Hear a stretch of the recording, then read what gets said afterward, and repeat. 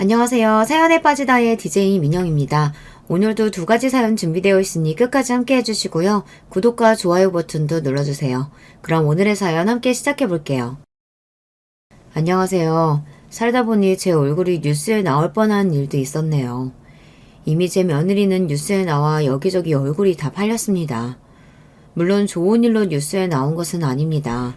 가족이었던 며느리와 고소까지 진행하며 갈라지게 됐고 대기업까지 며느리에게 손해배상금을 청구하게 된 아주 끔찍한 일이었죠.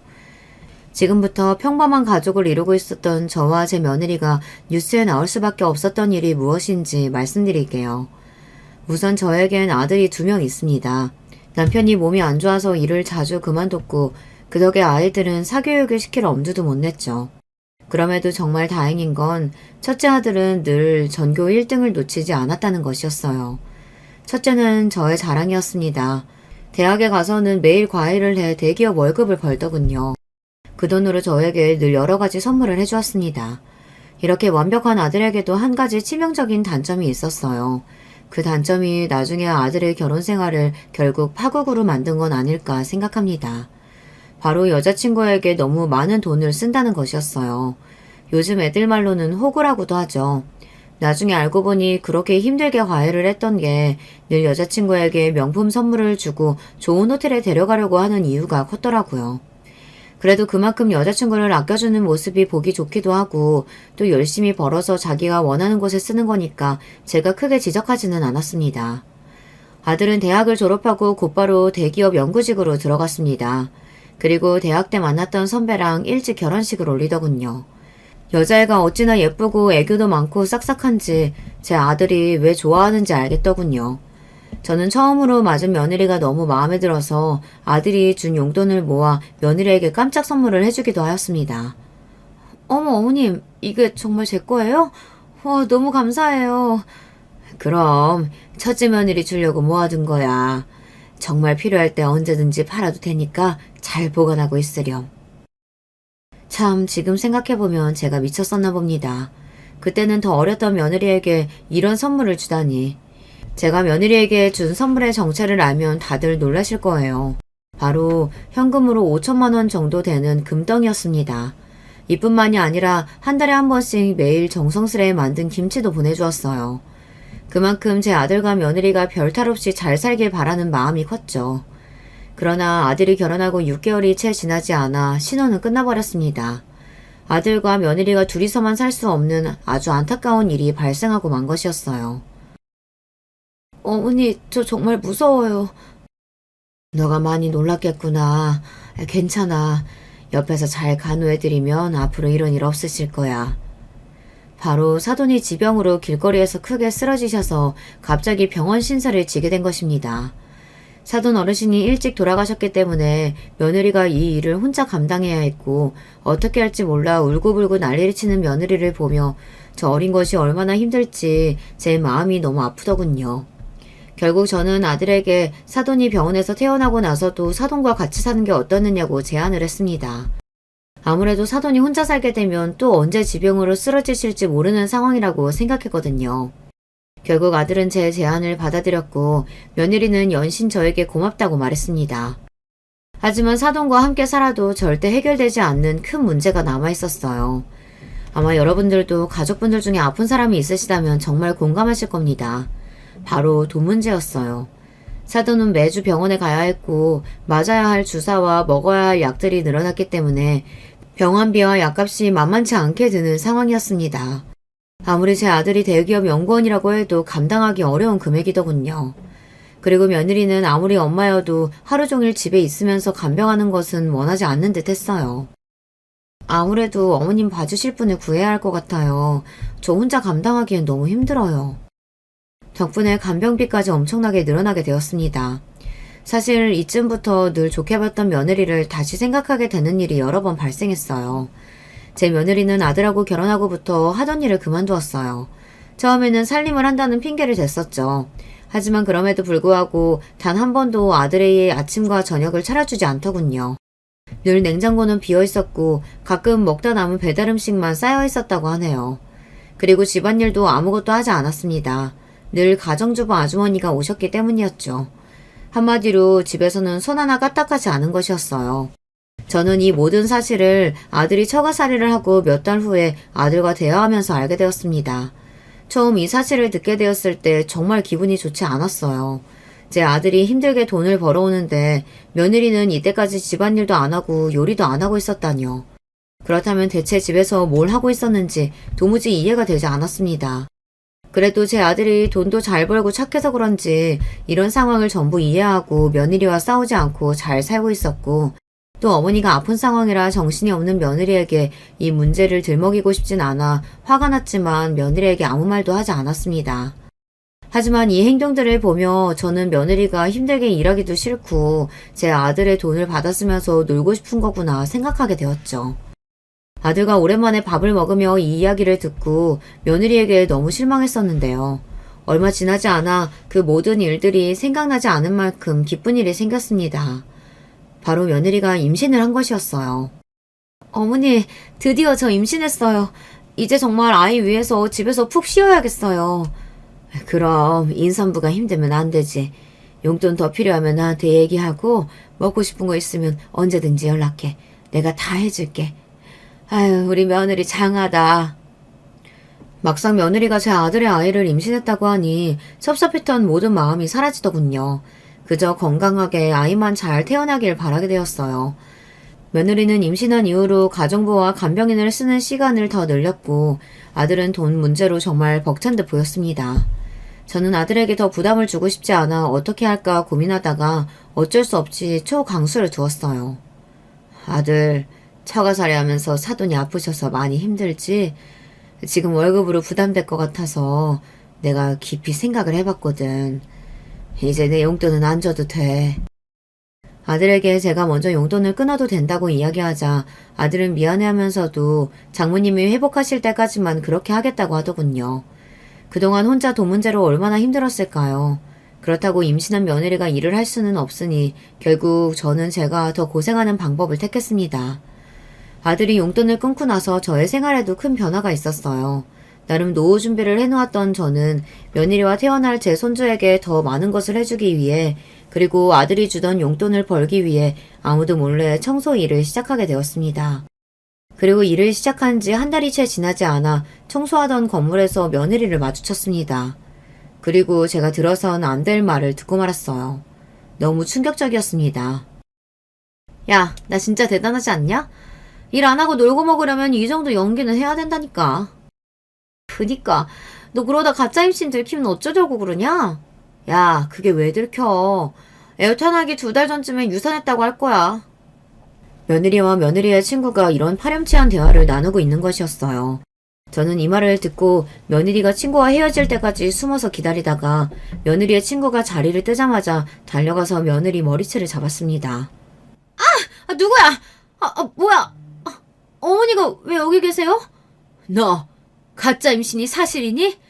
네 친구랑 하는 얘기 다 들었다. 미치지 않고서야 사람이 어떻게 그런 짓을 하니, 어? 어머니, 그게 아니라요. 잘못했어요. 저도 이유가 있었어요. 제발, 제 말 한 번만 들어주세요. 네? 화를 내고 있는 저에게 하도 말을 들어달라고 사정사정을 하길래 이유나 들어보자 싶어 카페에 갔습니다. 무슨 대단한 이유가 있나 싶었는데 참 하는 말이 어이가 없더군요.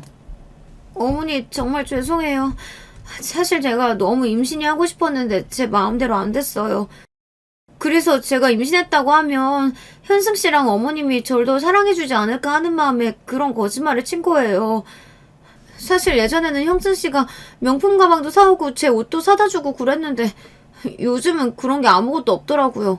돈도 잘 벌면서 왜 저한테는 안 쓰는 건지. 그래서 예전처럼 좀 더 사랑받고 싶은 마음에 이런 거짓말 친 거예요. 친구한테는 일하기 싫어서라고 했는데 그것도 친구 어필에 허세 부린 거예요. 저는 예전부터 엄마 사랑을 못 받고 자라서 일부러 사람들한테 애교도 부리고 늘 사랑 확인받고 싶어 하거든요. 정말 죄송해요, 어머니. 제 생각이 짧았어요. 제발 이 사실 현상 씨한테는 얘기하지 말아주세요. 네? 절대로 제 아들한테는 이야기하지 말라고 싹싹 비는 며느리를 보며 한숨만 나오더군요. 제 아들이 예전부터 며느리에게 많은 선물을 해주고 있다는 건 알았습니다. 하지만 지금은 상황이 다르잖아요. 사돈이 아픈 것 때문에 돈을 굉장히 많이 쓰고 그래서 여유가 없어서 선물을 못 해주는 것일 텐데 그걸 자기를 예전보다 사랑하지 않아서라고 생각하다뇨. 제 며느리가 철은 없지만 이 정도로 생각이 짧은 아이인 줄은 몰랐습니다. 너무 실망스럽기도 했지만 그래도 이유를 들어보니 정말 사랑을 못 받고 자라는 아이 같아서 이번 한 번만 봐주기로 했습니다. 대신 일주일 안에 이 사실을 아들에게 털어놓으라고 했어요. 하지만 며느리는 이조차도 계속해서 싫다고 하더군요. 결국 언제 말할지를 놓고 며느리와 저는 엄청 크게 다투게 되었습니다.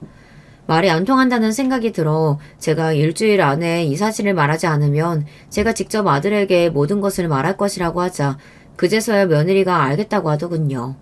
이 일 이후로 저와 며느리의 사위는 여러분도 예상하셨겠지만 껄끄러운 관계가 됐어요.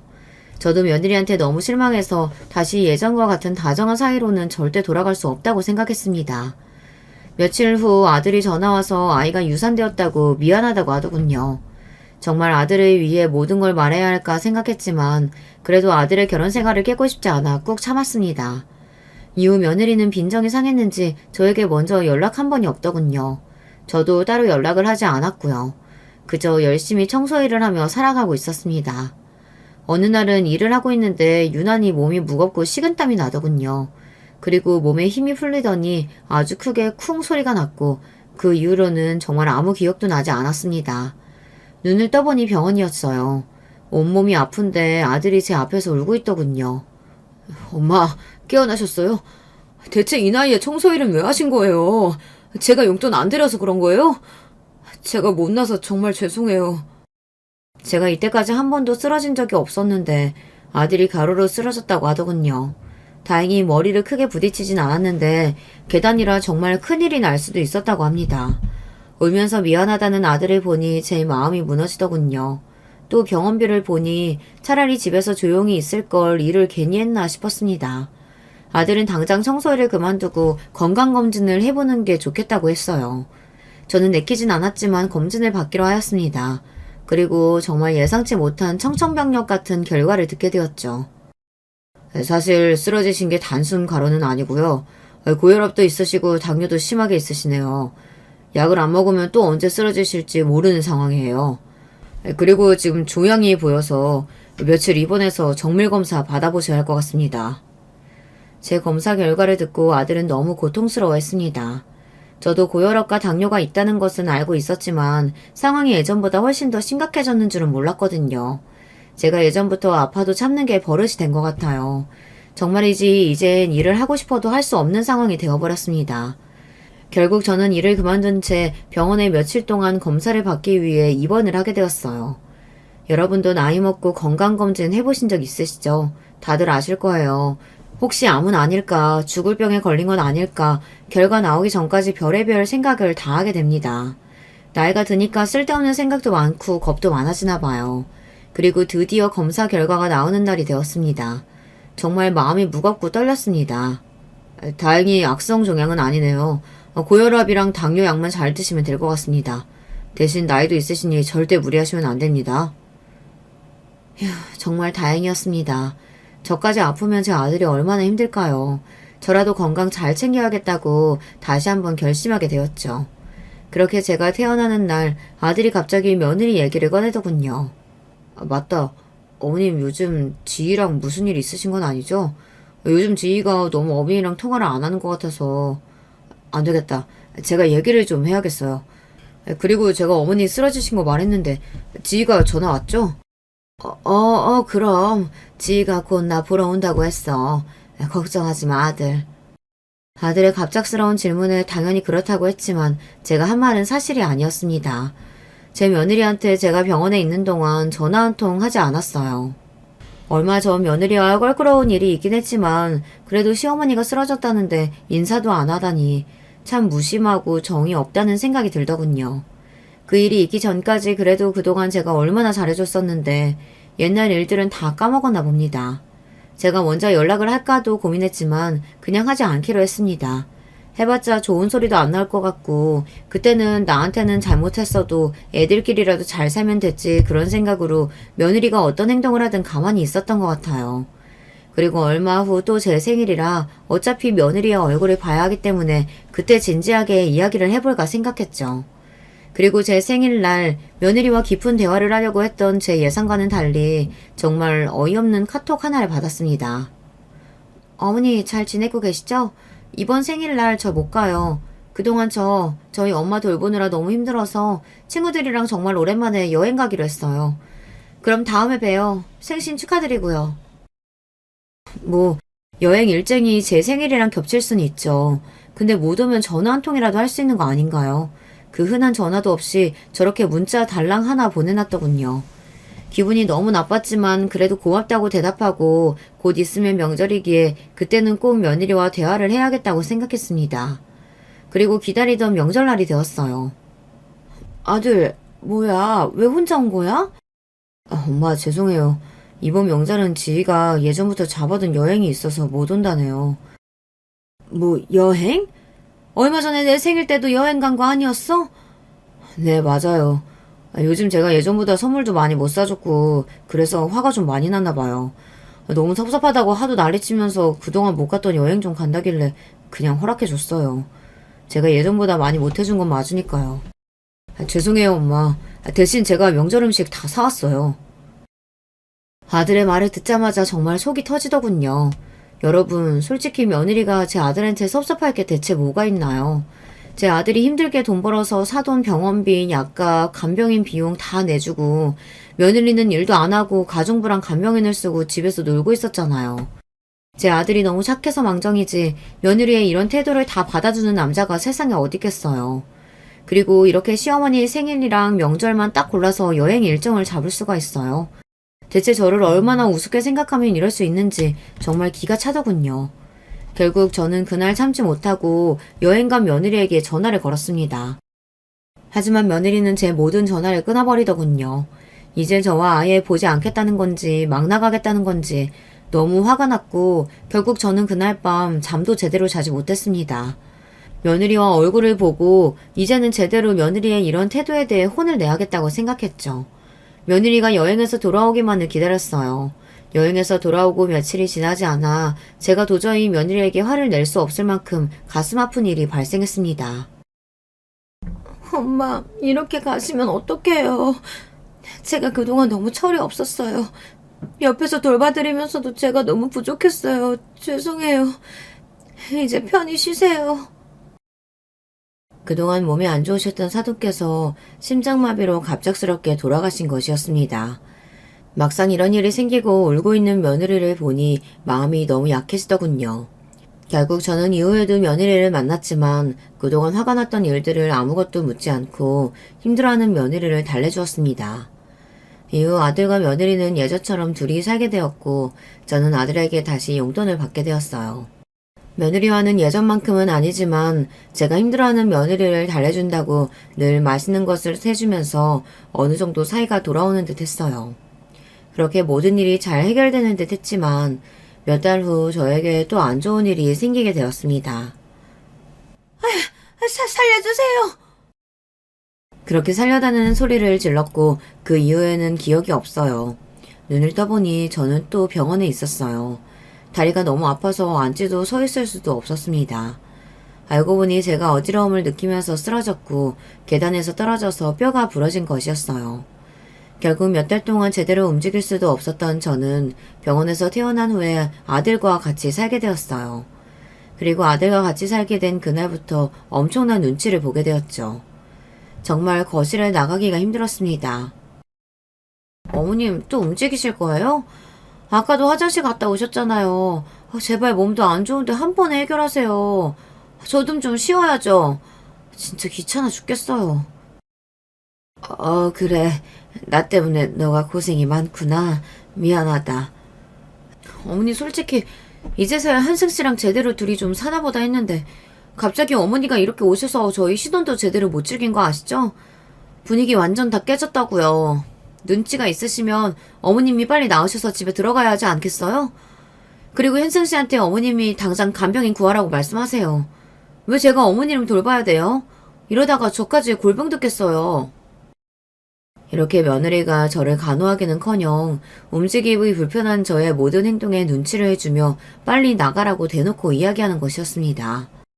사실 그동안 며느리와 다툰 일, 그리고 며느리가 저를 무시하는 듯한 행동들도 너무 스트레스 받았는데 이렇게 직접적으로 말로 눈치를 주니 정말 참기가 힘들고 비참하더군요. 결국 저는 아들에게 간병인을 붙여달라고 이야기했고 아들 집에 사는 동안 방에서 쥐죽은 듯이 살았습니다. 그리고 며느리와 같이 살면서 알게 된 건데 참 피곤한 성향을 가졌더군요. 며느리는 제가 생각한 것 이상으로 게으르고 소리에 예민했습니다. 제가 친구랑 전화하는 것도 늘 시끄럽다고 눈치를 해주고 정말 밥도 하지 않고 집도 치우지 않고 하루 종일 누워만 있다가 딱 쇼핑할 때만 밖에 나가는 게으른 어른이었어요. 아들 집에 계속 살라고 해도 제가 도저히 그 꼴을 못 보겠어서 못 살겠더군요. 결국 저는 몸이 회복하자마자 아들 집에서 나갔고 이후 며느리는 저에게 전화 한 통이 없었습니다. 너무 연락이 오지 않아 제가 전화를 하고 연락을 해도 늘 답장하지 않고 저와 연락하기 싫은 티를 팍팍 내더군요. 이럴수록 저는 제 아들이 왜 저런 아이랑 결혼을 했는지, 저는 왜 처음에 이 아이의 본 모습을 보지 못했는지 속이 답답했습니다. 제 아들도 너무 불쌍하고요. 늘 아들이 열심히 돈을 벌면 며느리는 아무것도 안 하고 그 돈을 쓰기 바빴으니까요.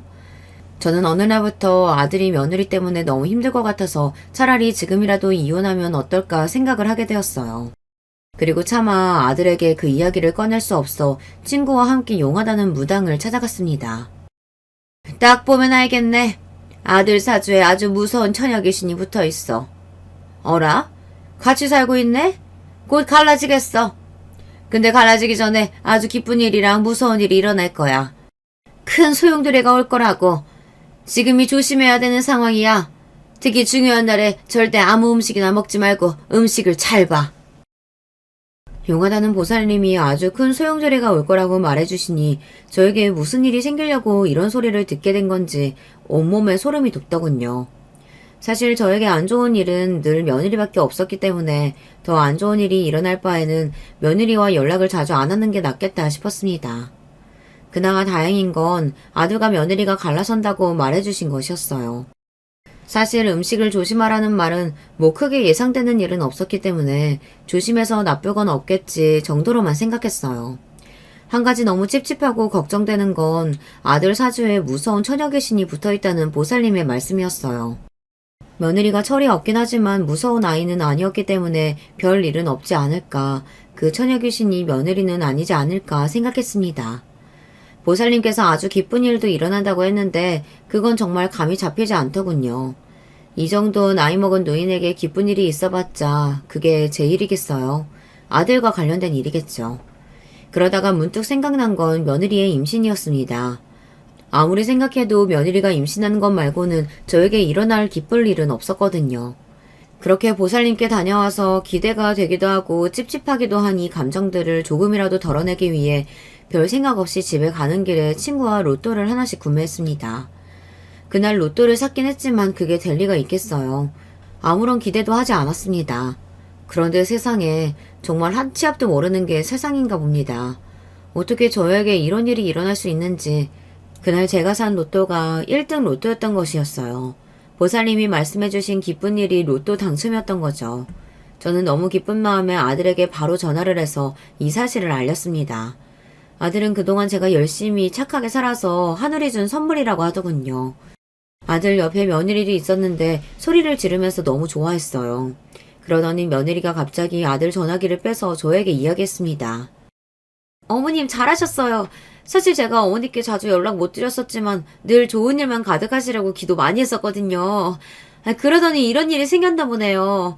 어머님 돈 어디에 쓰실 거예요? 저희도 주실 거죠? 저는 돈 생기면 하고 싶은 게 정말 많아요. 저 이제 어머님이랑 같이 하고 싶은 거 하나하나씩 다 해봐야겠어요. 어머님도 이제 모든 거 다 저랑 같이 해요. 정말 반갑게 저를 맞이하는 며느리의 목소리 너무 오랜만이었어요.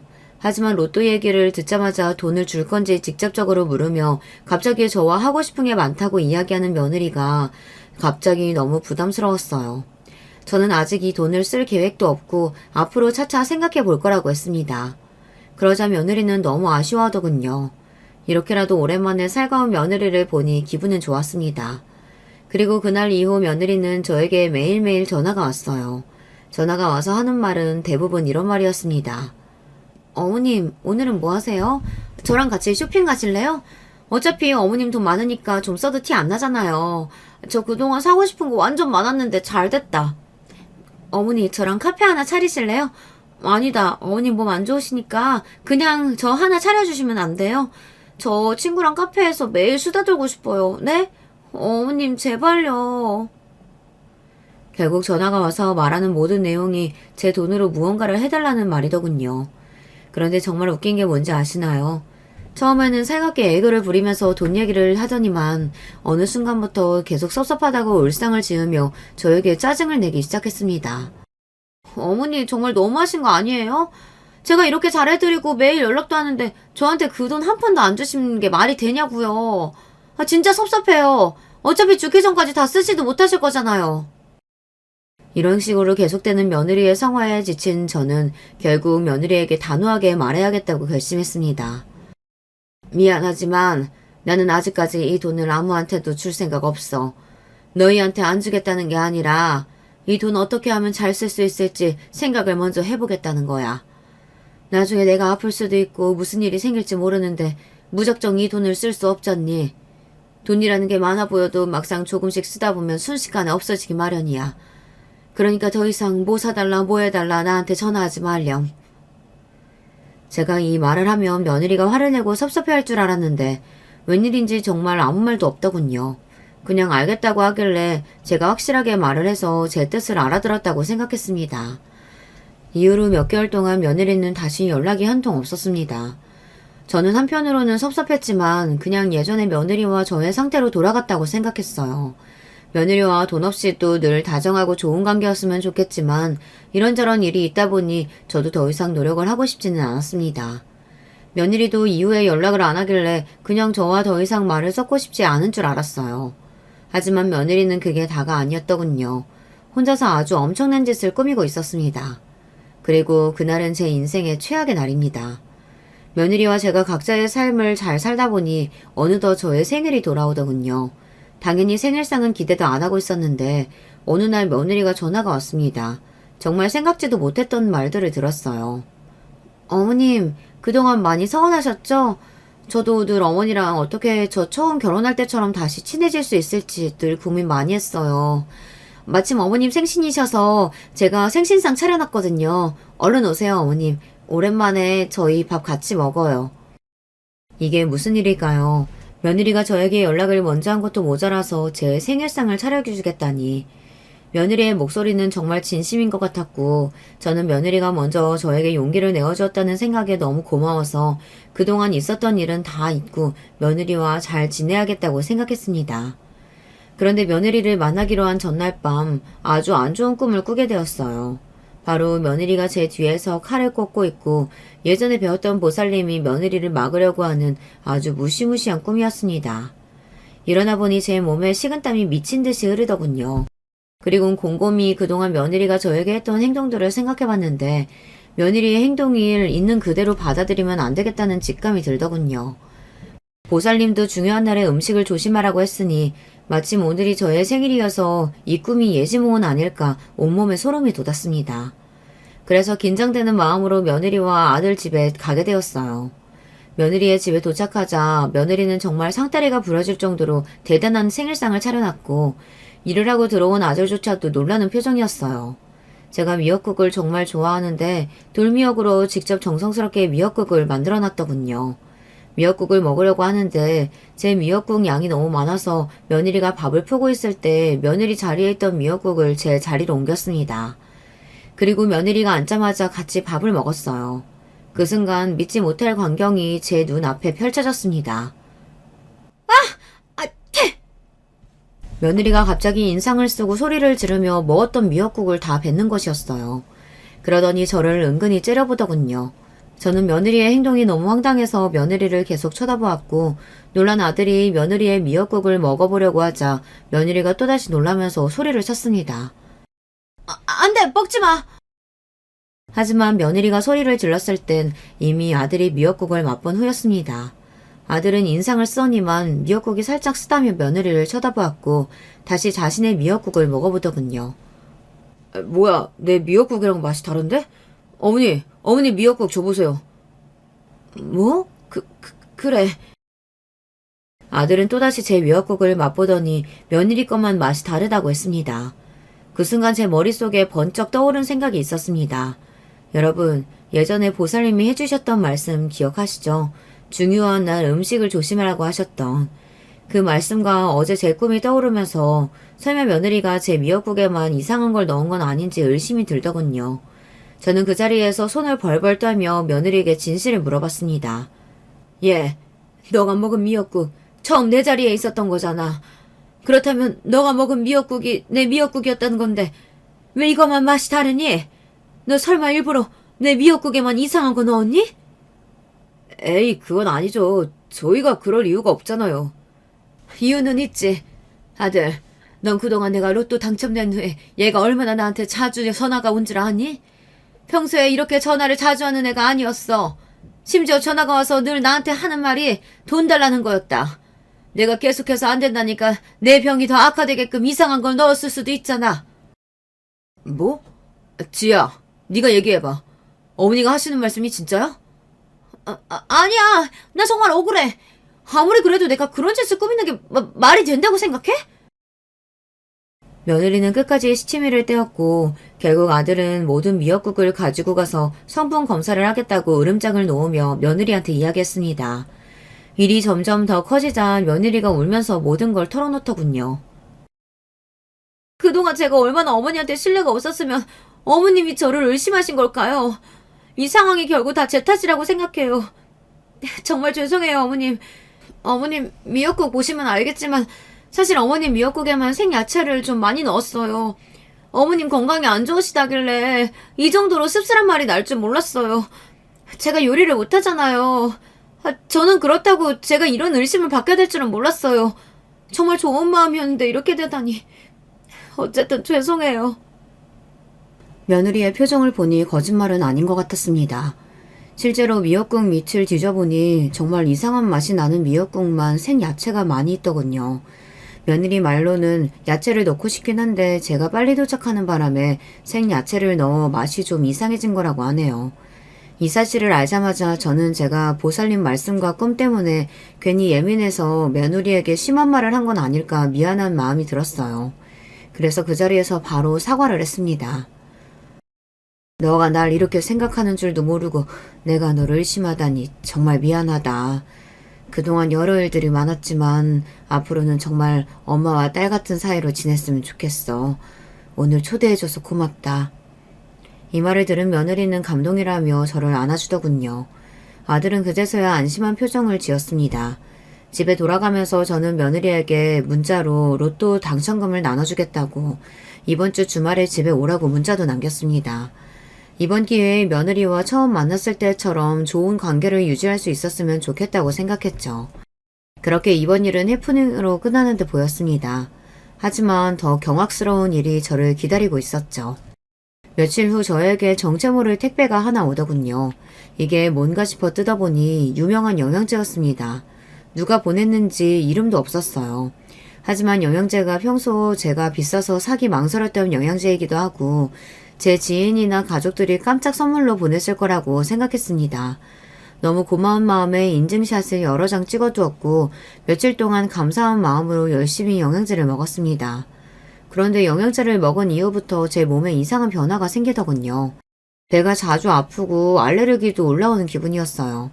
대체 무슨 문제일까 싶어 제조사에 전화를 해봤는데 이상한 증세가 있을 리가 없다고 영양제가 아닌 다른 이유 때문인 것 같다고 하더군요. 결국 저는 영양제를 사준 사람에게 한 번 더 물어보겠다고 생각했고 제일 먼저 아들에게 연락을 했습니다. 아들, 이 영양제 사진 봐봐. 너가 보낸 거 맞지? 나 생각해서 이렇게 깜짝 선물 보내는 건 정말 너밖에 없어.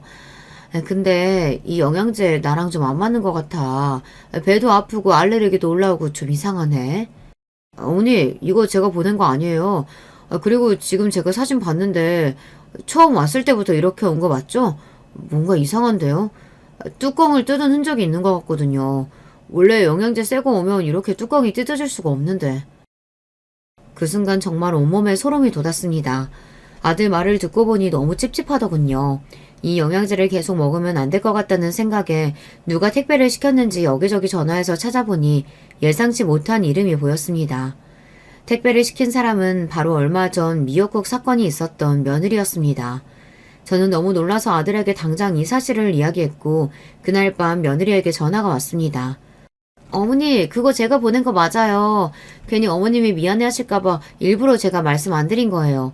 그 영양제가 좀 독해서 어머니랑 안 맞을 수도 있는데 처음이라 그렇지 계속 먹으면 아마 건강도 더 좋아지실 거예요. 저 믿고 걱정 마시고 계속 드세요. 며느리가 보냈다는 걸 알게 된 후 마음이 좀 놓이더군요. 포장은 사실 제가 뜯고 나서 사진을 찍은 건지 잘 기억이 안 나기도 해서 크게 의심하지 않았습니다. 그보다는 제가 그동안 너무 영양제도 안 챙겨 먹고 비싼 걸 안 먹어서 몸이 적응을 못하는 건 아닌가 생각했죠. 그렇게 며느리 말을 믿고 또 열심히 영양제를 챙겨 먹었습니다. 하지만 그럴수록 알레르기는 더 심해졌고 제 몸도 더 안 좋아졌어요. 그러다 보니 이 영양제의 성분이랑 처음 왔던 포장 상태가 계속 신경이 쓰이더군요. 저는 결국 아들에게 이 사실을 한 번 더 이야기했고 아들은 영양제 만든 곳에 제가 처음에 찍은 사진을 보여주며 이런 부작용이 생기고 있다고 건의했습니다. 그러자 영양제를 파는 회사에서 아주 긴 답변이 왔는데 상상도 못한 답변이었습니다. 안녕하세요. 처음 왔을 때 사진 보내주셨는데 저희는 절대 이렇게 보내지 않습니다. 누가 일부러 뜯은 것 같은 느낌이네요. 실제로 저희 제품 먹고 그런 부작용을 느끼시는 분은 거의 없어요. 혹시 모르니까 영양제 다시 보내주시면 저희가 만든 영양제가 맞는지 성분 확인해 보겠습니다. 대체 이게 무슨 말인지, 그렇다면 저에게 택배를 보내기 전에 누군가 영양제 통을 일부러 뜯어서 비슷한 다른 걸 넣어놨거나 아니면 영양제에 다른 성분을 추가했을 수도 있다는 거 아닌가요? 만약 그렇다면 대체 누가 왜 이런 짓을 한 걸까요? 이 답변을 듣고 저는 며칠 동안 아무도 믿을 수가 없었어요. 아무리 생각해봐도 저에게 이런 일을 할 사람이 없어서 처음 영양제를 보낸 며느리 짓일까 하는 의심도 들었습니다. 그리고 제 의심의 답이 얼마 후 밝혀졌습니다. 며칠 후에 영양제 회사에서 아들의 연락이 왔는데 그 연락을 받고 아들은 다급한 목소리로 저에게 전화가 왔더군요. 어머니, 영양제 회사에서 연락 왔는데 이거 진짜 영양제 아니래요. 누가 이 영양제에 이상한 걸 넣어서 어머니한테 보낸 거예요. 이거 몸에 엄청 안 좋은 성분이래요. 먹으면 안 되는 거라고요. 대체 누가 어머니한테 이런 짓을... 이건 범죄예요. 제가 당장 경찰에 신고할게요. 사실 아들의 말처럼 저도 당장 경찰에 신고하고 싶었습니다. 그런데 한 가지 찝찝한 점은 아까도 말했지만 이 영양제를 보낸 사람이 며느리라는 것이에요. 그렇다면 이 행동도 며느리가 했을 수 있다는 거 아닌가요? 생각해보면 저번 미역국 사건도 들켰을 때를 대비해서 생야채를 넣어둔 것일 수도 있잖아요. 이런 의심이 들어 저는 며느리한테 제 영양제가 바꿔치기 당했고 지금 바꾼 사람을 찾기 위해 경찰에 신고할 것이고 범인은 아주 큰 벌을 받게 될 거라고 말했습니다. 더 세게 얘기하면서 며느리를 일부러 살짝 떠본 것이죠. 그러자 제 예상처럼 며느리가 깜짝 놀라며 저를 말리더군요. 어머니, 이 일로 경찰까지 연락할 필요가 있어요? 그냥 운 안 좋았다 생각하고 안 먹으면 되죠. 요즘 택배 범죄도 많다잖아요. 어머님한테 이런 짓 할 사람도 없고 그냥 운이 안 좋았던 거겠죠. 넘어가요. 어머님 건강도 안 좋으신데 경찰조사 받으면 너무 힘드셔서 안 돼요. 이렇게 절대로 경찰에 신고하는 건 안 된다고 하더군요. 보통 가족에게 이런 일이 생기면 어떻게든 범인을 찾으려고 할 텐데 운이 나빴던 거라고 그냥 넘기자고 말하는 며느리를 보며 저는 어쩌면 며느리가 범인일 수도 있겠다 생각이 들었습니다. 이 사실을 아들에게만 몰래 이야기했고 아들은 경찰에 신고를 하며 며느리가 범인으로 의심된다는 이야기도 함께 전했습니다. 그리고 얼마 지나지 않아 드디어 범인이 밝혀졌습니다. 며느리가 아니었어요. 하지만 범인은 제가 어디서 본 익숙한 얼굴이었죠. 예전에 청소 일할 때 며느리가 가짜 임신했다고 친구에게 이야기했을 때가 있었는데 바로 그때 본 며느리의 친구가 범인이었습니다. 이 사실을 알자마자 깜짝 놀라서 경찰서에 달려갔는데 이미 며느리가 와 있더군요. 그리고 경찰서에 가는 도중에 공원에서 며느리의 소리가 들리길래 들어봤더니 참 대화가 가관이었습니다. 야, 너 진짜 돌머리냐? 너가 절대 안 들킨다며. 그래서 돈도 챙겨줬잖아. 야, 니네 시어머니가 눈치가 빠른 걸 어떡하라고. 아, 그러게 네가 평소에 신뢰가 좀 있었으면 이런 의심도 안 받았을 거 아니야. 몰라. 이제 나 어떡하냐고. 너 무조건 너 혼자 있다고 해. 절대 내가 시켰다고 얘기하지 마. 아니면 나 진짜 망해. 바보같이 제가 듣고 있는 줄도 모르고 친구랑 이런저런 대화를 하고 있더군요. 곧바로 달려온 제 아들은 며느리를 보자마자 화를 참지 못하고 며느리의 뺨을 때렸습니다. 그리곤 한마디 했죠. 너 진짜 생각이 있긴 하냐? 그렇게 내 돈으로 네 갖고 싶은 명품 사고 하고 싶은 거 다 하고 놀고 먹고 살았으면 우리 엄마한테는 잘했어야지. 몸에 안 좋은 성분 넣은 영양제 우리 엄마한테 보내는 게 말이 되냐고. 어? 네가 그러고도 사람이야? 왜 날 때려? 이거 내가 한 짓 아니고 얘가 한 거야. 나도 친구지만 얘가 이럴 줄은 몰랐다고. 이렇게 말하면서 친구를 보고 어떻게든 수습하라고 눈치를 주더군요. 야, 빨리 내 남편한테 제대로 얘기해. 이거 너 혼자 한 짓 맞잖아. 진짜요? 이거 제 아내가 시킨 거 아닌 거 확실해요? 저한텐 정말 중요한 일이고 돈은 제가 얼마든지 드릴 테니까 이번엔 사실대로 말씀하세요. 그러자 며느리의 친구는 고민하는 표정을 하더니 이내 폭탄 발언을 해버렸습니다. 야, 꼴 좋다. 그렇게 남자 잘 만나서 먹고 놀고 매일 쉰다고 열심히 일하는 나 무시하더니만 이제야 너 망하는 꼴 좀 보겠네. 얘 매번 저한테 어떻게 하면 자기 시어머니가 빨리 돌아가실 수 있냐면서 얼른 돌아가셔야 로또 당첨금 다 자기 거 된다고 맨날 저한테 얘기하던 애예요. 미역국 사건 아시죠? 그거 다 먹으면 아마 어머님 쓰러지셨을 텐데 그 전에 들켰다면서요? 미역국은 제 혼자 저지른 일이에요. 저는 얘가 이렇게 실행력이 강한 애인 줄 몰랐다니까요. 영양제도 하도 부탁을 하길래 같이 도와줬어요. 막상 어머님 얼굴 보니까 좀 미안하네요. 며느리 친구가 한 말을 들은 제 아들은 다리에 힘이 풀려 그 자리에서 주저앉고 말았습니다. 정말 인간의 탈을 쓴 악마를 보는 것 같았어요. 며느리는 끝까지 시치미를 떼며 제 아들을 설득하려고 하더군요. 아니야, 제 말 말고 내 말 좀 들어봐. 제가 나 지금 연맥이려고 저러는 거라니까. 우리 경찰서 나가자. 경찰서 나가서 내가 어떻게 된 건지 다 설명할게. 어? 꺼져. 너란 여자 보기도 싫고 우리 이혼이야. 너 이거 범죄인 건 알지? 우리 엄마한테 한지 난 절대 용서 안 해. 그렇게 며느리와 며느리의 친구는 법의 심판을 받게 되었고 제 아들은 당연히 며느리와 이혼하게 되었습니다. 참, 저는 며느리가 처음엔 그저 철이 좀 없는 애인 줄 알았는데 이렇게 영악한 애인 줄은 꿈에도 몰랐습니다. 여러분, 그 영양제를 제가 계속 먹었다면 저는 지금 살아 있었을까요? 제 건강이 어떻게 됐을지 정말 끔찍합니다. 이 일이 있고 나서 저는 밖에서는 아예 음식을 먹을 수가 없었고 영양제나 약도 함부로 먹을 수가 없었어요. 정신적인 스트레스와 엄청난 강박에 시달리고 있었죠. 아들은 이런 제 모습을 보며 정말 미안하다며 사과를 했습니다. 스트레스가 쌓여 너무 힘든 하루하루를 보내고 있는데 누군가 모르는 번호로 연락을 해오더군요. 여보세요? 누구세요? 어머니, 제발 고소 취하해주세요. 네? 아니, 제 친구가 어머니 돈 갖고 싶어서 영양제 바꿔치기 한 거라니까요? 제발 믿으셔야 돼요. 미역국은 제가 이상한 거 넣은 게 맞아요. 근데 그거 다 먹어도 안 쓰러지셨을 거예요. 너무 돈이 갖고 싶어서 그랬어요. 근데 그거 말고 영양제는 정말 억울해요. 네? 이렇게 끝까지 자기는 억울하다고 난리를 치더군요.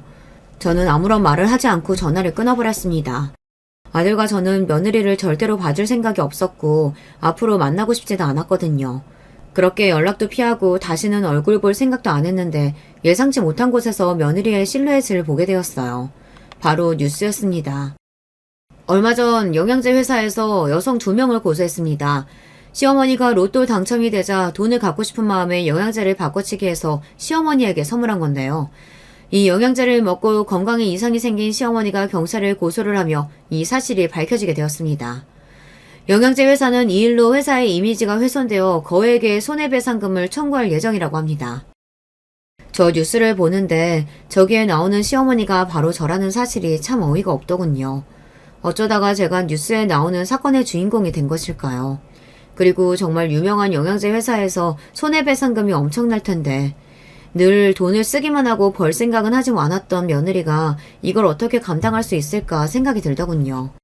저에게 못된 짓을 많이 했지만 그래도 한때의 며느리였던지라 이 상황이 속 시원하다고는 못하겠어요.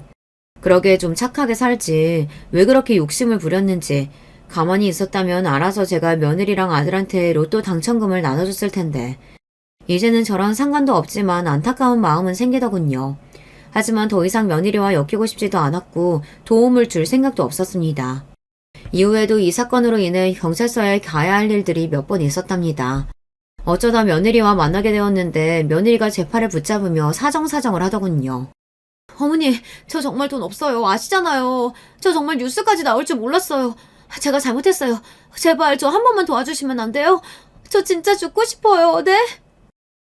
며느리를 마주칠 줄은 몰라서 당황한 저를 보며 경찰관님들은 며느리를 떼어냈습니다. 지금 독하게 얘기 안 하면 계속 저를 찾아올 것 같아서 큰맘 먹고 한마디 했습니다. 그러게 있을 때 잘하지 그랬니? 너 이거 인과응보야. 네가 저지른 일에 벌 받은 거라고. 뼈 빠지게 돈 벌어서 그 돈 다 손해배기 상금으로 날려봐라. 그리고 너도 시어머니 생신상에 영양제랑 독 같은 거 넣은 이상한 며느리 꼭 만나고. 이 말을 들은 며느리 표정은 정말 벙쪄 있더군요. 경찰관들도 속이 시원하면서도 어이가 없었는지 웃음을 참는 듯 했습니다. 솔직히 한편으로 안타깝다고 생각하고 있었는데요. 어떻게 이런 말을 했는지 저도 제가 신기합니다. 그래도 이 말을 한 이후로 저한테는 연락이 전혀 오고 있지 않네요.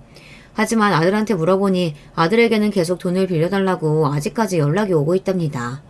제 며느리 사람 끝까지 안 변할 것 같아요.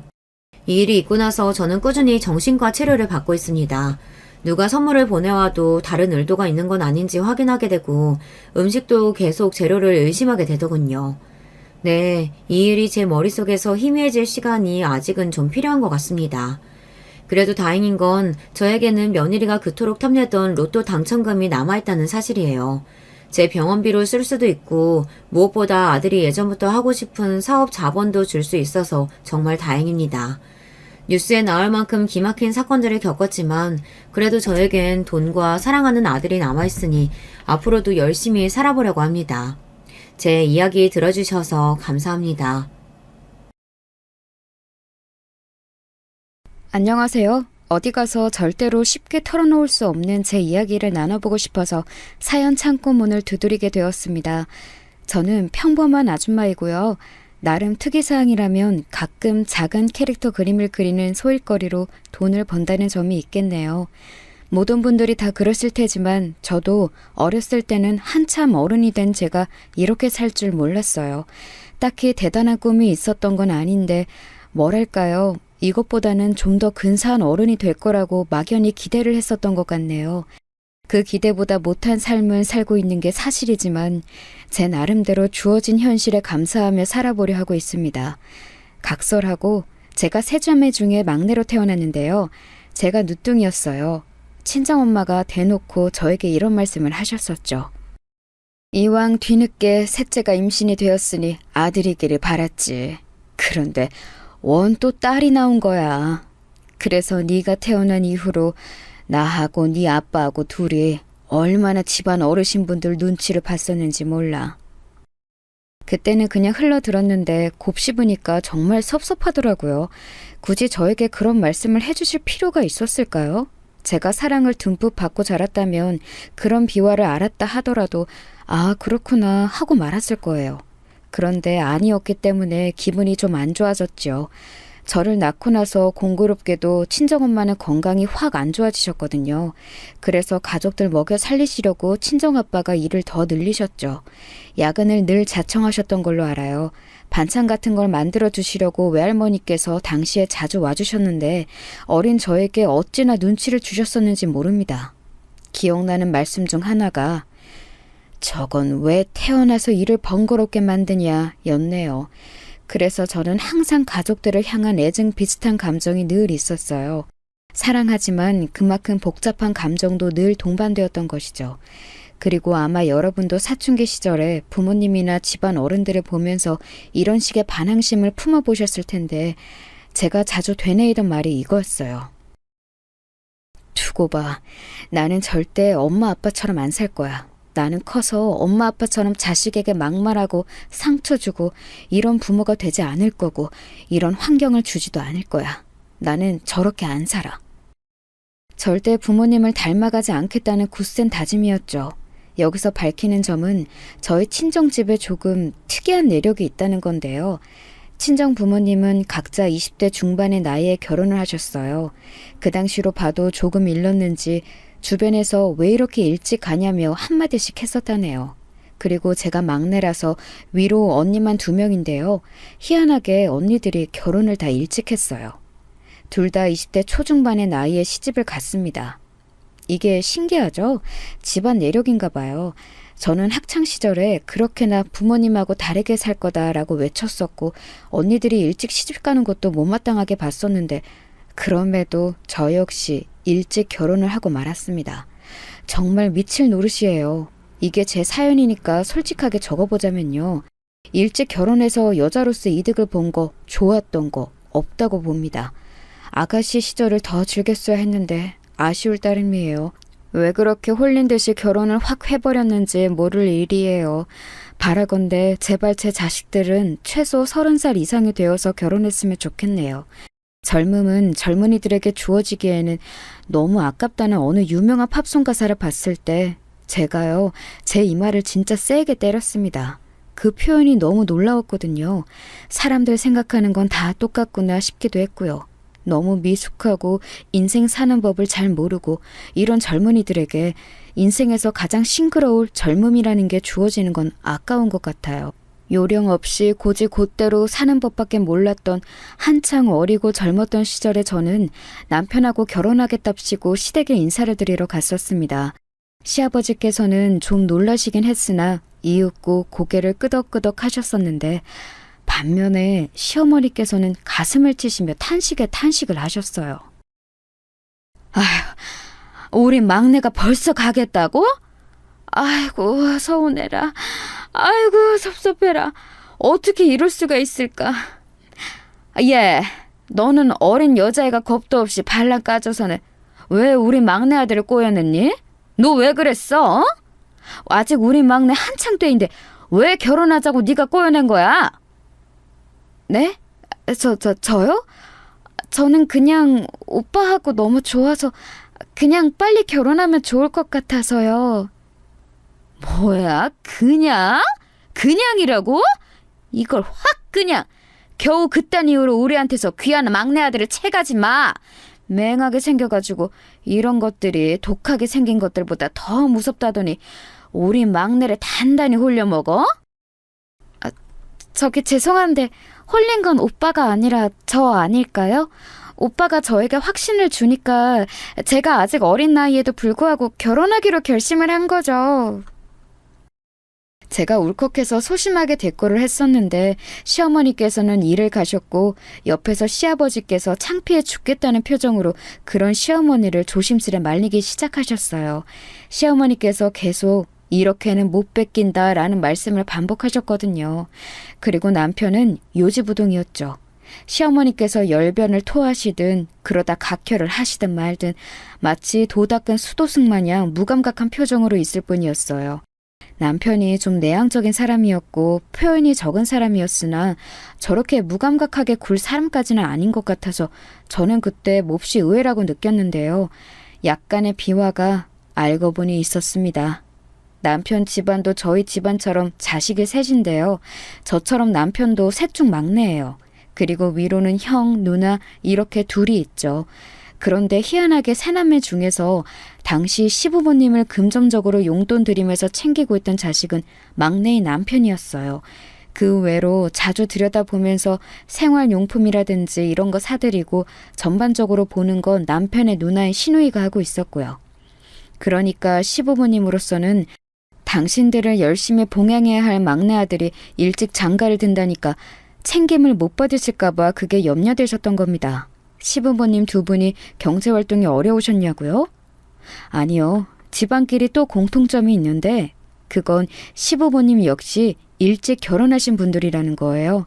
그래서 당시에 2분은 고작 50대 초반이셨습니다. 그런데 뭔 용돈을 자식이 꼬박꼬박 챙겨드려야 한단 건가요?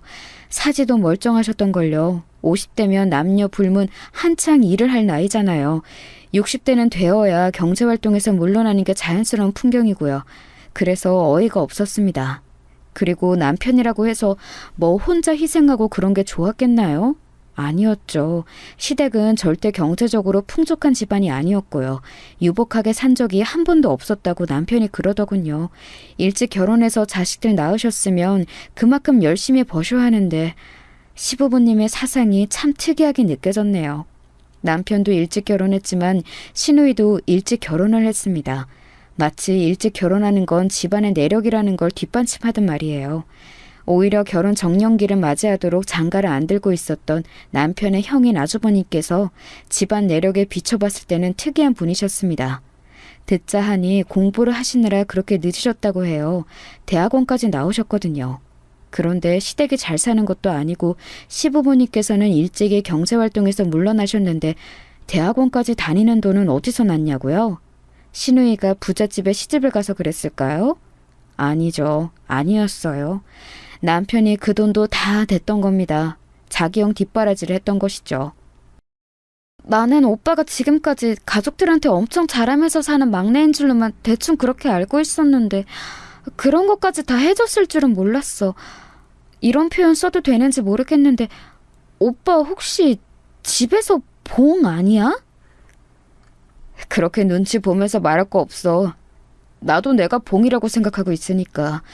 전에는 이런 식으로 생각 안 했었는데 작년부터 아예 아버지하고 엄마하고 두 분 다 일을 전혀 안 하시는 채로 집에만 눌러 앉아 계시고 나한테만 손 벌리시려고 들고 형이랑 누나보다는 나를 너무 만만하게 보시고 자꾸 이렇게 되니까 사람 마음이라는 게 내가 우리 집에서는 봉이구나 이런 생각이 딱 들더라. 오빠, 우리 결혼하고 나면 우리끼리 똘똘 뭉쳐서 잘 살아보자. 그간 오빠가 가족들 잘 챙기는 거 언뜻 보고 들어서 내가 잘 알고 있는데 결혼하고 나면 내가 오빠 대신해서 아버님 어머님도 잘 챙겨드리고 그러면서 우리 밥그릇은 알아서 딱딱 챙기고 이렇게 살도록 열심히 노력해볼게. 말만 들어도 힘이 난다. 역시 너를 만나서 결혼하기로 한 건 내 인생에서 가장 잘한 일이었어. 내가 진짜 앞으로 다른 건 몰라도 한눈 안 팔고 너 하나만 보면서 살게. 내가 이건 진짜 약속한다. 제가 집안의 늦둥이 막내이기는 하나 동시에 미운 오리 새끼 같다는 느낌을 스스로 지울 수 없었기에 연애 때부터 시작해서 결혼하기까지 저에게만 딱 애정을 쏟아주는 남편을 보면서 애정에 충족되는 걸 느꼈어요. 이런 충족감에 홀려서 제가 이른 나이에 결혼을 안 하겠다는 스스로의 옛 다짐도 저버린 채 결혼을 해버렸던 것이지요. 하여간 남편이 당신들을 뒷전으로 밀어버리고 자기 가정에만 최선을 다할까봐 시부모님께서는 그게 영 못마땅하셨던 건가 봅니다. 특히나 시어머니께서요. 주장하시기로는 아직 한참 꾸미고 관리하고 그런 욕심이 많을 나이인데 막내 아들이 장가를 가버리겠다 해서 무척 섭섭하다고 하셨죠. 그게 무슨 말씀이셨겠어요. 넉넉하지 않은 형편에도 남편 하나 봉으로 잡아서 유유자적하게 나름 지내시는 재미에 푹 빠지셨는데 이제 그건 못하게 되실 것 같으니까 안타까워서 환장하겠다는 의미였지요. 남편이나 저나 흔들리지 않고 결혼을 향해 나아갔고 저희 가족들은 좀 당황하기는 했어도 우직하고 성실한 인상의 남편이 믿음직스럽다면서 흔쾌히 허락을 해주었습니다. 시부모님이 관건이었는데 마지막까지 시어머니께서는 저를 이런 식으로 회유하려고 드셨었죠. 너무 그렇게 일찍 결혼하는 것도 주변에는 천박하게 볼 수가 있어.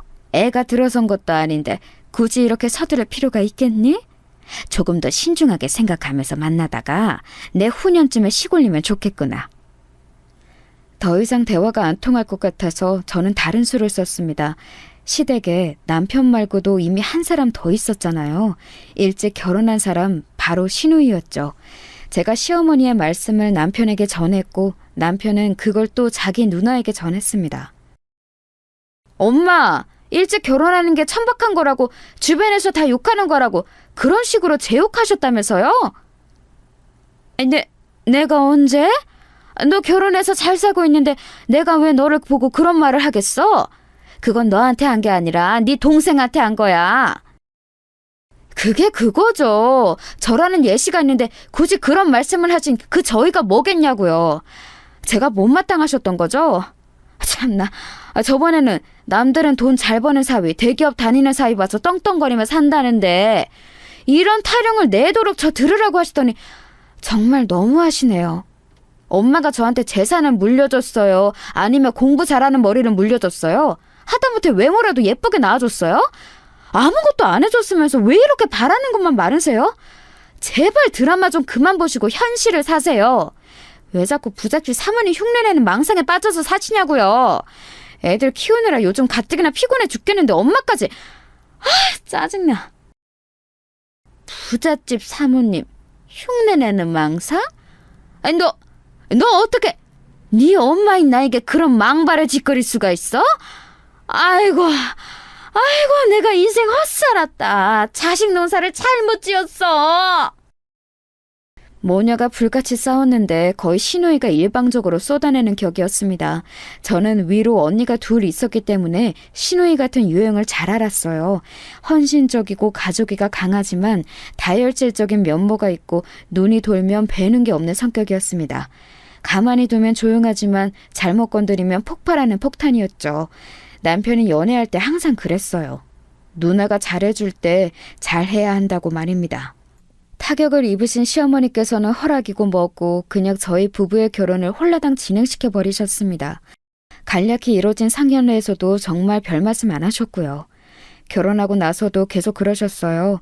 며느리는 만만해도 딸은 그럴 수 없으셨을 테니 시누이의 폭발이 시어머니께서는 자꾸 속에 걸리셨던 모양입니다. 그리고 저는 가슴을 쓸어내렸죠. 무탈하고 평화로운 결혼 생활을 꿈꿨습니다. 매일 가계부 쓰면서 조금씩이나마 돈 모으는 재미를 느껴가면서 미래를 그리며 그렇게 알콩달콩 지냈어요. 저나 남편이나 소박한 일상에서 보람을 느끼는 사람들이었기에 서로 잘 맞았던 것 같아요. 그리고 제가 임신을 하게 되었고 예쁜 딸아이를 세상과 만나게 해주었습니다. 그때부터 남편이 좀 변화하기 시작했어요. 좋게 말해서 차분하고 나쁘게 보자면 살짝 속옷적인 성격에다가 지나치게 안정지향적이었는데 아이가 태어나고 나니까 돈 욕심도 부리고 투자 공부도 시작하더라고요. 그러면서 생각지도 못한 충돌 아닌 충돌이 생기게 되었습니다. 저와 남편 사이에서요? 아니요, 저와 시어머니 사이에서요. 네가 우리 막내한테 입김 넣었지? 시부모 용돈 줄였으면 싶어서 네가 수작 부린 거지? 저요? 제가요? 아닌데요. 저는 전혀 모르는 일이에요. 애기 아빠하고 제가 얘기를 해볼게요.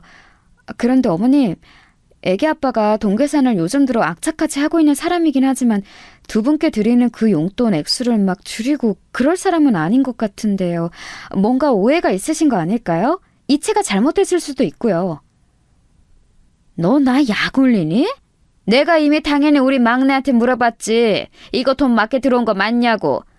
그랬더니 30만 원이 아니라 20만 원 드린 거 맞다고 딱 잘라서 말하더라. 그건 우리 막내가 할 법한 언행이 아니야. 네가 중간에서 간약한 요술을 부는 게 틀림없더만. 간약한 요술이라니 그 무슨... 좀 당황스럽네요. 어머님, 근데 방금 20만 원이라고 하셨어요? 어? 원래 저희가 매달 20만 원 드리는 거 아니었어요? 여태까지 쭉 그래왔는데요. 혹시 30만 원을 받아오셨던 건가요? 얘가 뭔 소리람? 당연히 30만 원씩 받아왔지. 아휴, 니네 결혼하기 전에는 기본 50만 원씩 거뜬히 받았었고 그 외 자잘하게 떨어지는 것들도 많았는데 사는 게 다 부질없네. 저는 지금까지 20만 원 드린 줄 알았어요. 가계부에도 그렇게 다달에 적혀 있었고요. 그렇다면 애기 아빠가 자기 용돈에서 그거 아껴서 두 분께 더 드린 거였네요. 저는 그걸 지금 어머니 덕분에 알았고요. 그때 왜 눈물이 나는지 모를 일이에요. 저에게 지금껏 그런 말을 안 한 남편에 대한 배신감? 아니면 측은지심? 지금도 정확한 이유를 모르겠네요. 속에서 울컥한 감정이 올라왔는데 전화기 너머로 시어머니께서는 그런 저를 비웃으셨습니다. 너 설마 지금 질질 짜는 거니? 왜? 10만 원에 아까워서? 기가 막히는구나. 왜 이렇게 다들 구질구질하게 살아? 아이고 꼴보기 싫어라. 10만 원 도로 올려달라고 하고 싶다가도 그런 맛이 뚝 떨어지네. 그래, 네가 이겼어. 나하고 우리 막내 모자 사이 다 갈라놓고 10원 한 장 살뜰히 모아가면서 그렇게 지내렴.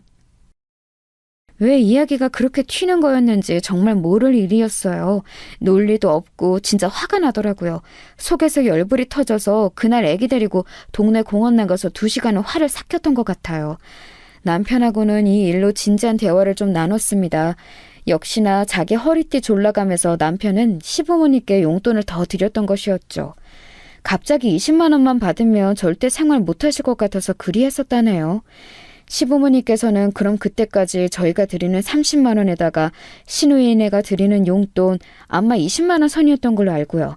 이걸 현금으로 받으셨고 공휴일 낀 달이면 어디든 저희가 그날 꼭 모시고 놀러 가거나 그렇지 못하면 돈으로 10만 원 드렸었고 생신이 있으면 또 챙겨드렸고 이마트 온라인 배송으로 매달 5만 원어치 생필품 넣어드렸고 시누이가 반찬 종류는 싹 다 조달해드렸고 이렇게 살아오셨던 거예요. 괜찮지 않나요? 두 분이서 생활하시기에는 부족함이 전혀 없었는데요. 시어머니 입장에서는 달랐나 봐요. 그게 사치, 여유 이런 것과는 거리가 먼데 용돈 10만 원까지 줄었다고 하니까 열이 받으셨던 것이죠. 저는 너무 착잡했고 남편은 속상했습니다. 이게 며느리와 아들의 차이인가 봐요. 저는 자식 부부들의 정성을 몰라주는 시어머니의 태도에 착잡했건만 남편은 달랐죠. 늘 풍족하고 여유가 넘치게 살고 싶어 하셨는데 그 마음 내가 알면서도 모른 척할 때가 많았어. 내가 그렇게 해드릴 수 없는 자식이니까. 죄송스러운 마음에 애써 그런 엄마를 모른 척 해왔던 거지. 내가 잘난 자식이었으면 엄마가 피부 관리실이나 실컷 다니시고 명품 쇼핑하시고 원하시는 그런 생활을 누리셨을 텐데. 씁쓸하다. 세상에, 속으로 그런 생각을 내심하고 살았던 거예요. 제 남편이 그날은 조금 낯설게 느껴졌네요. 제가 아이 낳고 나서 같은 애엄마끼리 시누이하고 공감대가 살짝 생겨서 따로 편하게 연락도 하고 지내게 되었는데요. 이런 고민을 시누이에게 털어놓았더니 진작 알고 있었다는 듯 한숨을 쉬더군요. 걔는 원래 그래. 그런 거 무슨 증상 이름도 있지 않나? 착한 아이 증후군? 뭐 그런 건가 봐. 우리 오빠는 옛날부터 공부벌레 범생이라서 딱 벽을 치고 사는 느낌이지 나는 성질머리 있어서 쉽게 못 건들지.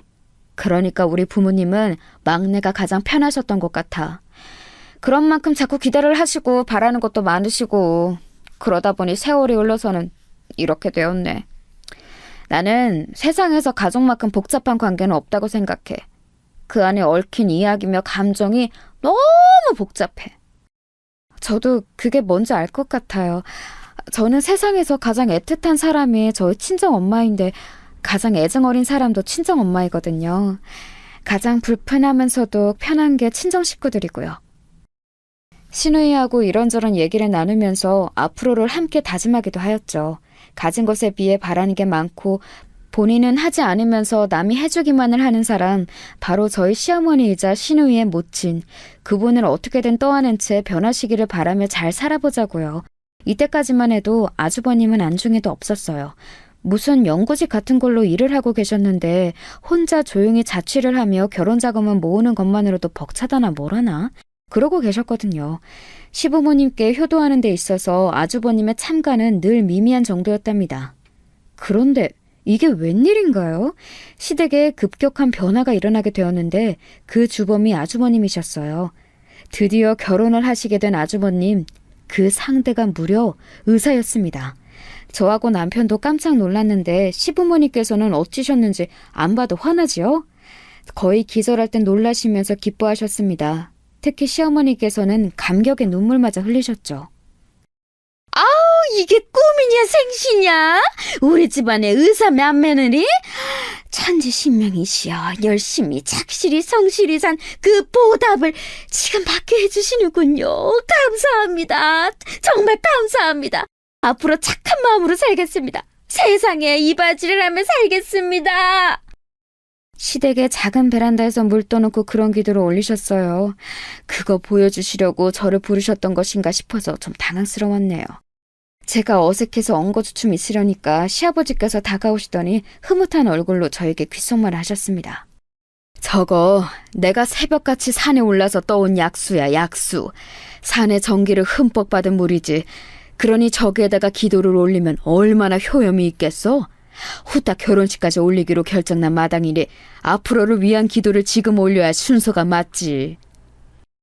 나중에 알고 보니까 그 의사 형님 집안이 독실한 불교 집안이더라고요. 그리고 산에 올라가 기도드리는 걸 중요하게 생각하는 집안인 것 같던데, 그래서 그렇게 물을 떠다 놓고 시부모님께서도 기도를 하셨던 모양이었죠. 저는 이런 걸 안 보고 자라서 낯설었고 그래서 별 생각도 없었어요. 시어머니께서 기도한 자리를 저보고 말끔히 치우라고 하시기에 그대로 했죠. 자리 정리하고 그릇 설거지까지 싹 마쳤더니 화장실 다녀오신 시어머니께서 기함을 하셨습니다. 너 이게 뭐 하는 짓이야? 이 귀한 물을 설마 다 쏟아버린 거야? 이런 정신 나갈 것을 보았나? 너 어떻게 책임질래? 그 물 버리면 안 되는 거였어요? 왜요? 기도 끝나신 거 아니에요?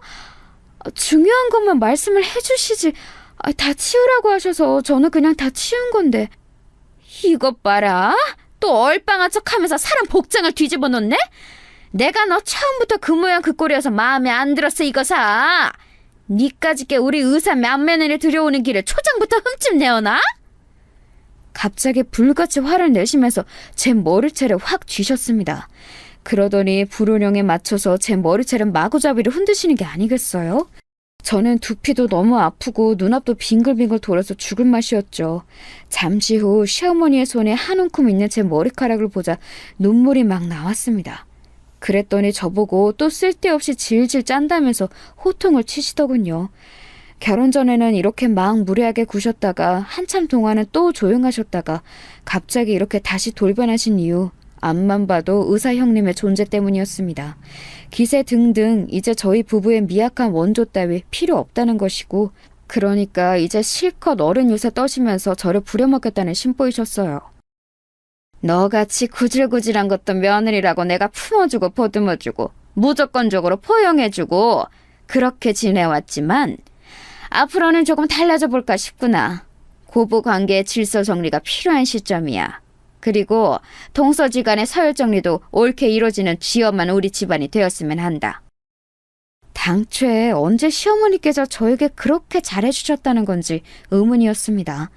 그동안 제가 아이 낳고도 그 직후에도 컨디션 안 좋은 몸으로 시댁에 가서 식사 같이 해드리고 주말이나 공휴일 같은 때 가까운 데 모시고 꼬박꼬박 놀러가 드리고 자꾸 명품 타령하시는 건 못 들어드려도 작은 지갑이나 액세서리 정도는 좋은 걸로 한 번씩 사드리기도 하고 저 이렇게 기본 도리는 잘 지켜왔다고 생각했어요. 하지만 그때마다 시어머니께서는 저에겐 늘 시큰둥한 반응을 보이셨고 마치 저를 향해 이건 원래 네가 해야 하는 거니까 생색낼 생각 마라 이렇게 매번 경고를 하시는 듯 했습니다. 지금껏 그렇게 구셨으면서 저를 무조건적으로 포용해 주셨다니 너무 황당했지만 동서지간의 서열 정리라는 말이 너무 마음에 걸렸어요. 아니나 다를까 앞으로 제가 그 새로운 형님께 깍듯이 아랫사람 역할을 하라는 게 시어머니의 주문이었습니다. 또한 내가 분명하게 지금 말을 해두는데 우리 맏며느리 앞에서 네가 나를 우습게 여기는 언행을 한다거나 내 위험이 깎일 만한 짓을 네가 한다면 나 그때는 정말로 가만히 안 있어.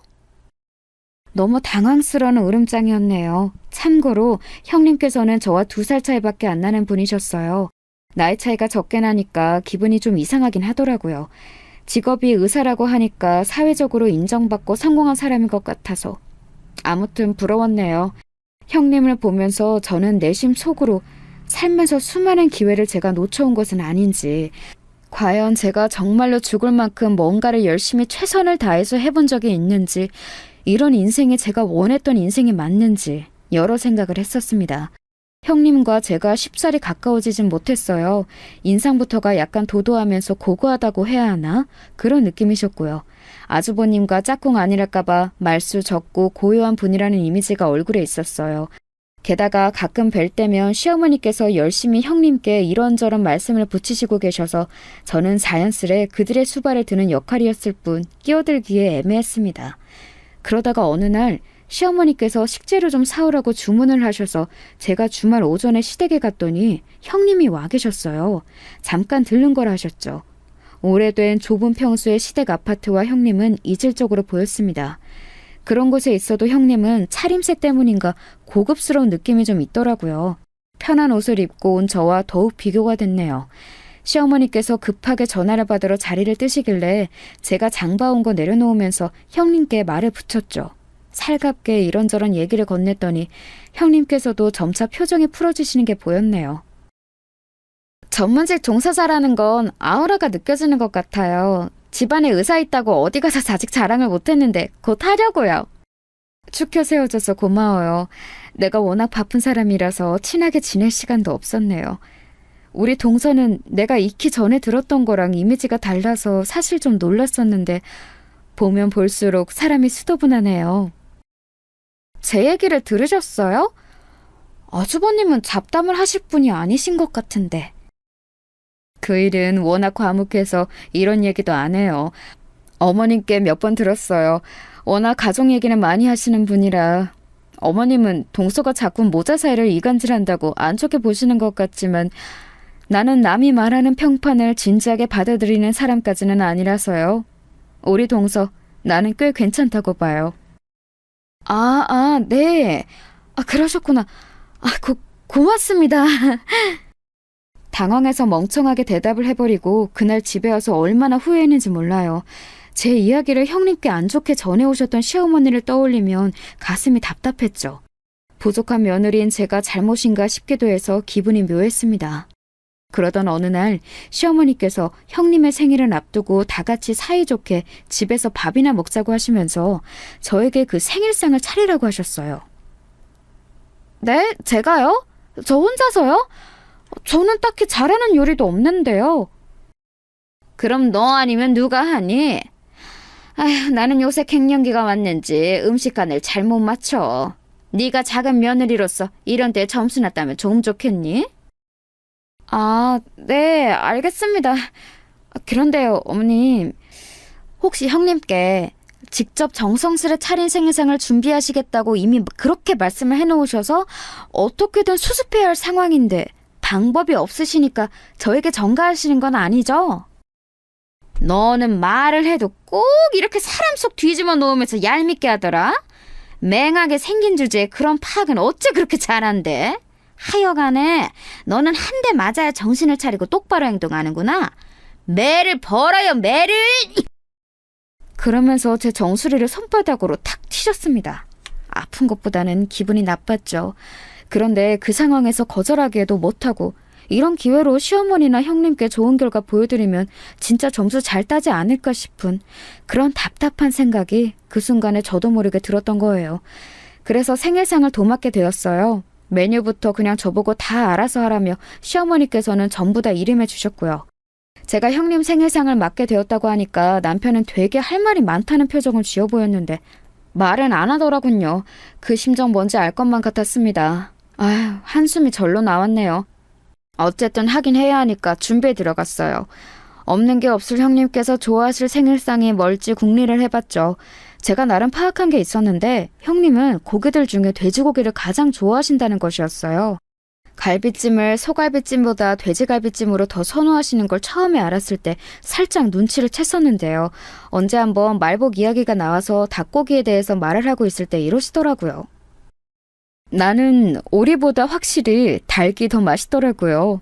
어디 가서 오리구이를 맛있게 먹어본 적이 없고 오리 훈제도 뭐가 맛있다는 건지 잘 모르는 입맛이에요. 오, 그러세요? 오리보다 닭이 더 흔하니까 다행이시네요. 고기 중에서 그럼 닭을 제일 좋아하세요? 치킨 같은 거 잘 드시겠다. 고기는 돼지가 가장 낫죠. 솔직히 잘 나온다는 한우 고깃집 아닌 다음에야 소보다 돼지 구워 먹는 게 더 맛있더라고요. 딱 먹어보면 입에 삼겹살 같은 게 제일 많이 먹히지 않아요? 김치하고 짭짤한 반찬하고 이렇게 삼겹살 곁들여 먹으면 진짜 맛있는데 차리기도 귀찮고 냄새 빼는 건 더 귀찮고 여러모로 직접 해먹지는 않네요. 그렇다고 차림이 잘 나오거나 고기 질이 가격 대비 썩 좋은 집을 찾기도 애매해서 좋아하는 음식치고는 대단히 만족한 적이 잘 없는 것 같아요. 와, 저 형님이 말씀 이렇게 진지한 표정으로 오래 하시는 거 처음 봐요. 돼지고기를 엄청 좋아하시나 보다. 제가 기억해 둘게요. 답지 않게 너무 주절거리고 마셨던 건지 형님은 뭔가 민망하다는 얼굴로 더 말을 얹지는 않으셨었어요. 그런데 제가 형님 생일상을 준비하게 되자 그게 딱 기억이 나버린 거예요. 이미 예산 수준은 나와 있던 게 있었으니 고기 물색부터 들어갔습니다. 다른 게 뭐 더 중요하겠어요. 사실 고기 질이 좋은 게 가장 최고인 거죠. 그래서 동네 엄마들에게 정보를 얻어가면서 진짜 맛있는 삼겹살을 판다는 곳을 찾아서 굳이 편도 40분 걸리는 거리를 가서 고기를 사왔습니다. 뿌듯하더라고요. 이왕 하기로 한 거 제대로 잘하면 좋잖아요.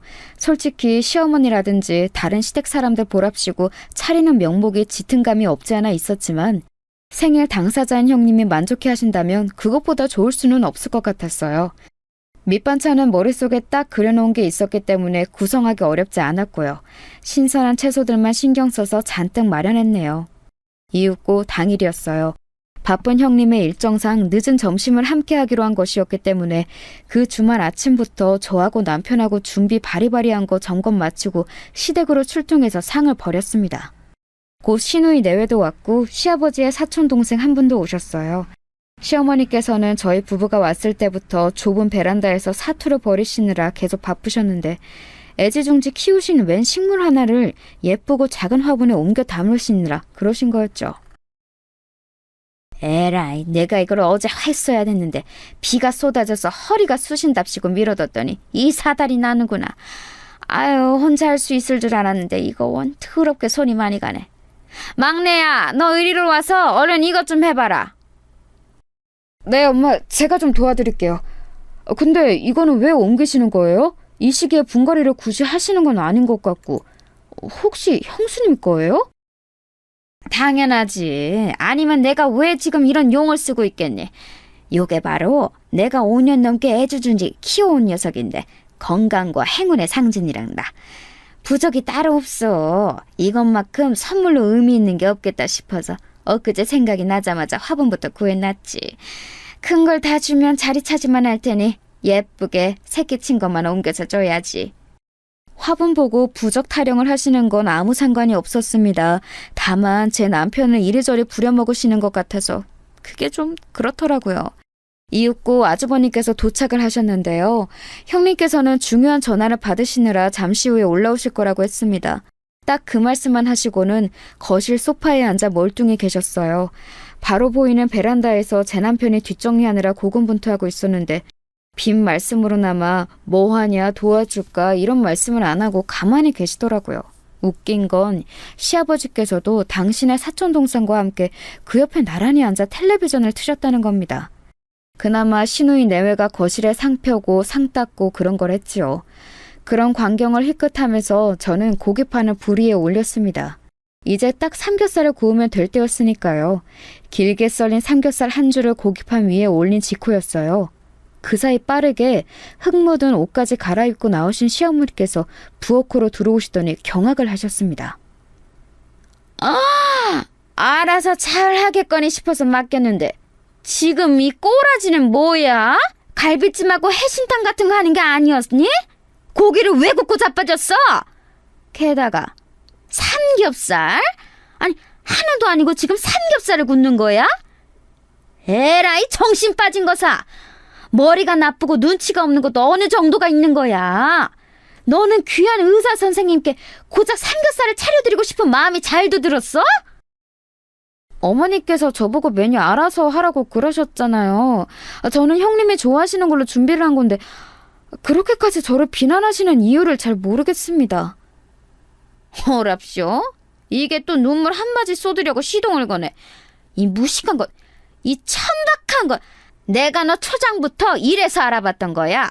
감히 의사 맏며느리 앞에서 내 채신을 깎아먹으려고 이딴 삼겹살 소냐 준비하더니 그래놓고 눈물 글썽하고 자빠졌네. 이건 너나 다 처먹어. 누가 이딴 걸 먹는다는 거야? 우리는 밖에 나가서 외식할 테니까 너나 많이 해먹어라. 시어머니께서는 머리 끝까지 화가 나셨는지 침을 튀기며 열변을 토하시더니 삼겹살이 담긴 봉지째 집어들어서 그걸로 제 머리를 치셨습니다. 묵직한 게 제 머리를 치고는 바닥에 떨어지는 걸 저는 멍하게 쳐다봤죠. 그와 동시에 눈물이 또르르 흐르더라고요. 제가 왜 이런 취급을 받아야 하는지 이해할 수가 없었어요.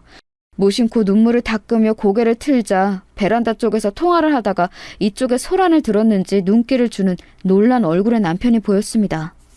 애써 골라 입고 온 옷이 흙으로 더러워져 있었어요. 그리고 시누이 내외가 뭔 일이 났나 싶어서 어리둥절한 표정으로 이쪽을 살피고 있었죠. 고개를 바로 하자 저를 보며 코웃음을 치시는 시어머니가 보였습니다. 그 다음 일어난 일은 제가 그렇게 하려고 해서 한 게 아니라 정말 불가항력적으로 벌어진 것이었어요. 저도 모르게 그렇게 되었거든요. 바닥에 떨어진 삼겹살 봉지를 주워든 저는 그걸로 시어머니 얼굴을 후려치고 말았습니다. 퍽 소리가 났고 시어머니께서는 싱크대를 잡고 간신히 주저앉지 않으셨죠. 부엌으로 들어오던 시누이가 짧게 비명을 질렀어요. 다가온 남편도 놀란 숨을 삼켰고요. 저는 시어머니께서 혼미한 눈빛으로 저를 쳐다보시자 홀린 듯이 정신없는 말을 쏟아냈습니다.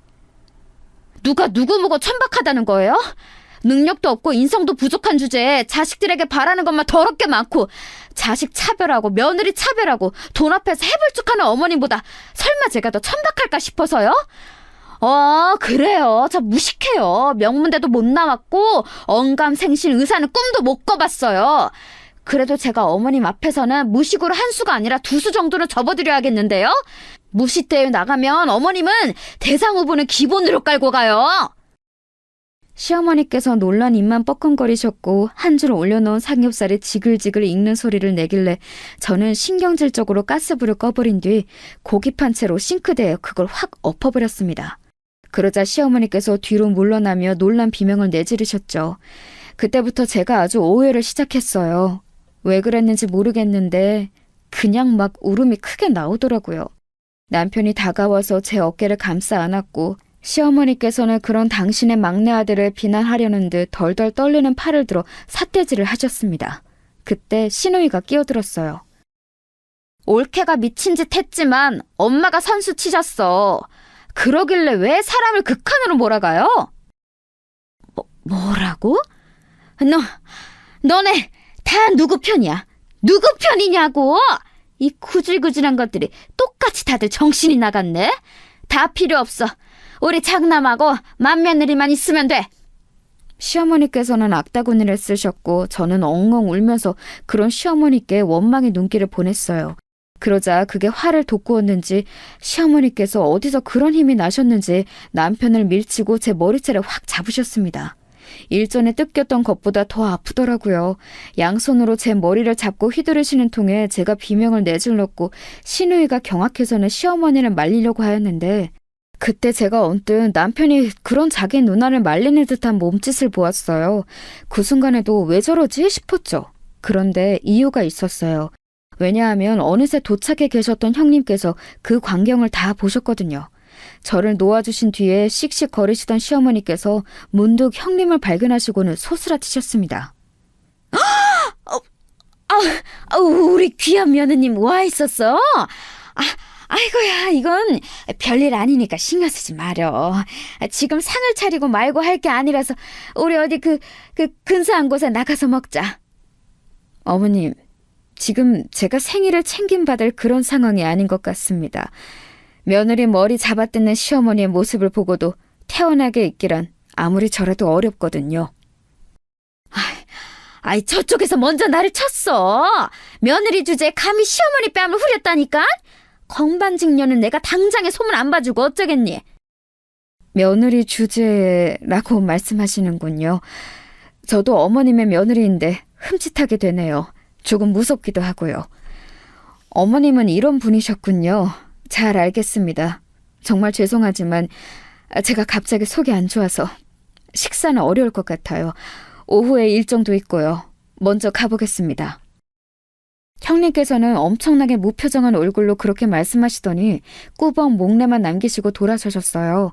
그 뒤를 허둥지둥 아주버님께서 따르셨고요. 이어 남편이 저를 챙겨서 함께 나왔죠. 나올 때 보니까 뒤에서 시어머니와 시누이가 한판 거하게 다투기 시작하는 소리가 들려왔어요. 벌써부터 일방적으로 시누이가 폭격하고 있더라고요. 남편하고 서로 눈물을 훔치며 저희 부부는 다짐했어요. 시댁에는 이제 발길을 끊기로 말입니다. 저나 남편이나 괜히 좋은 아들과 좋은 며느리라는 거 해보고 싶어서 지금까지 버티고 있었던 것 같아서 허무했네요. 놓아버리니까 마음이 편해졌죠. 그리고 이튿날 형님께 연락을 받았어요. 우리 동서 덕분에 시댁과 나이스하게 거리를 둘 수 있는 기회가 생겨서 너무 좋네요. 개인적으로 아주 고마운 심정이에요. 앞으로 종종 우리 만나서 커피 한잔하고 밥도 먹고 그렇게 지내요. 그때는 당황해서 그냥 어버버 하다가 통화가 끝났는데요. 그날 아주버님께서 남편에게 100만 원을 입금해 주셨어요. 제 계좌를 몰라서 그리했다 하시더라고요. 형님 생일상 준비한다고 고생한 비용이며 이것저것 친 것이라고 했습니다. 남편이랑 저는 그냥 앞으로 어떻게 되나 지켜보고 싶은 마음이었어요. 몇 달이 지나자 완벽히 결론이 났죠. 시댁은 고립되었습니다.